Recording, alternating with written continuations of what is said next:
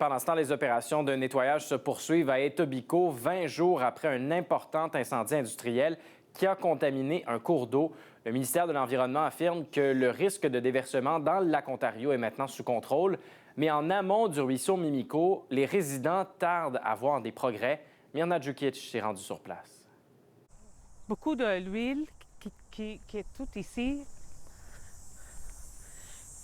Puis tous les canards sont pleins avec Stacy de Safran l'huile. fréquente le parc West Dean depuis des années, mais jamais elle n'a vu le ruisseau Mimico dans un si piteux état. Cette couche de boue huileuse est apparue quelques jours après l'incendie d'un entrepôt de produits chimiques de l'entreprise Brenntag le 11 août. Des animaux malades, couverts d'huile, parfois morts aussi. Il n'y avait pas d'avertissement ici, rien. Il faut ajouter quelque chose ici, puis on peut dire à tout le monde, mais n'allez pas dans l'eau, ton chien ne peut pas aller dans l'eau. Il n'y a rien. Des barrages flottants ont été installés, mais le nettoyage lui semble aller à pas de tortue. Ça reste ici, ça fait une semaine. Rien n'a changé. Une impression que partage cette autre résidente du quartier.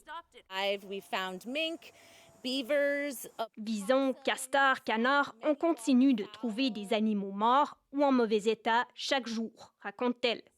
Elle ne comprend pas que sa seule option soit d'appeler le Centre de la faune de Toronto, un organisme à but non lucratif, en espérant qu'il puisse aider. Quelques 106 oiseaux y ont été admis depuis le déversement. Par courriel, le ministère de l'Environnement explique que les fortes pluies de la semaine dernière ont compliqué le nettoyage et même fait craindre un déversement dans le lac Ontario.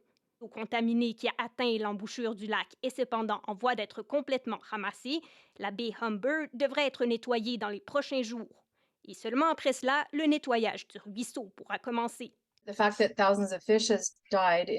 sait déjà qu'il y a des centaines de poissons morts, explique la directrice du Centre de la faune de Toronto. C'est un problème en soi, mais aussi un indice de la profondeur des dommages dans l'écosystème, selon elle. Elle croit que les conséquences pour les insectes, les amphibiens et plusieurs autres espèces seront importantes et de longue durée. Ici Mirna Djukic, Radio-Canada, Toronto.